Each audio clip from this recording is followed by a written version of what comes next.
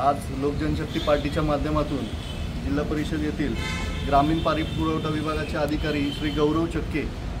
यांची गेले 10 महिन्यापासून चौकशी सुरू असताना आज परत ते त्याच जागी बसलेले आहेत। तर लोकजनशक्ती पार्टीच्या माध्यमातून युवक अध्यक्ष रणजित कसबे यांच्या वतीने आज सीओ मॅडमला निवेदन देण्यात आलं की संबंधित अधिकाऱ्यांची चौकशी करून जर ते दोषी आढळले, गेले 10 महिने त्यांना घरी बसवण्यात आलं होतं,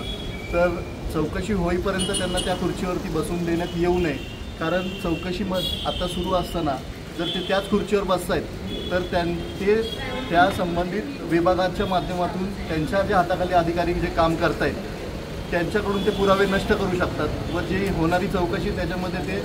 निश्चितच त्या चौकशीतून बाहेर पडू शकतात। तर आमची लोकजनशक्ती पार्टीच्या माध्यमातून मॅडमला एक विनंती आहे की त्यांची चौकशी पूर्ण होत नाही तोपर्यंत त्यांच्यावरती तात्पुरत्या स्वरूपासाठी त्यांना त्या पदावरून मुक्त करण्यात यावं,